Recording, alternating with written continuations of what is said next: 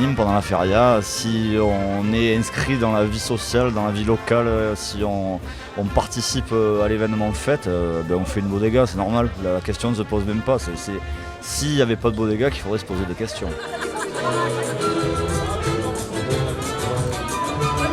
Pour les vignerons des Costières, c'est d'abord une façon de faire la fête ensemble, de préserver Nîmes comme un bastion de l'appellation Costière de Nîmes et d'être présent, de pouvoir accueillir les gens, leur faire partager notre savoir-faire en matière d'élaboration de vin, mais de les mettre dans un contexte vraiment qui correspond à notre identité nîmoise et dire on peut consommer des vins de qualité dans de beaux verres, même dans un endroit festif, nocturne, plusieurs soirs de suite avec de la musique au niveau sonore. Deuxième soir, c'est le vendredi soir.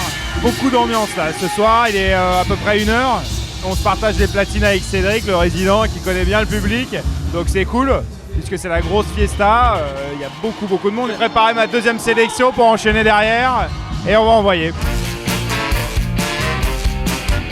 L'ambiance de la bodega, c'est un cocktail évidemment de différents éléments avec la qualité des gens qui sont derrière les comptoirs.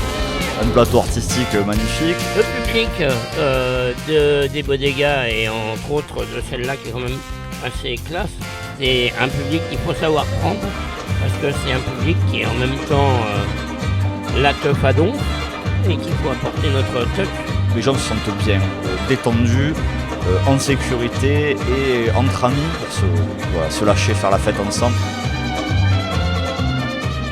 Ce qui nous a intéressé sur cette année, qui est une année particulière, c'est de travailler la bodega comme on travaille la vigne. C'est-à-dire qu'on ne se laisse pas avoir par les aléas.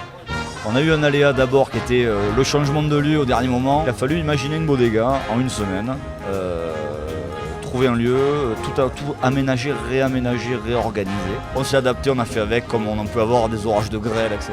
Et la question du temps passé et de l'énergie mise en œuvre, elle n'est pas posée. Et de la même manière, on a fait avec la pluie aussi, puisqu'il a fallu composer avec une début de soirée de dimanche très difficile. Tout le monde s'est donné pour que petit à petit, tout le monde ressente à nouveau cette chaleur de la fête qui recommençait à démarrer. Et au moment où il s'est arrêté de pleuvoir, on était prêts, c'est reparti, on a fait une soirée magnifique pour la clôture de 2012.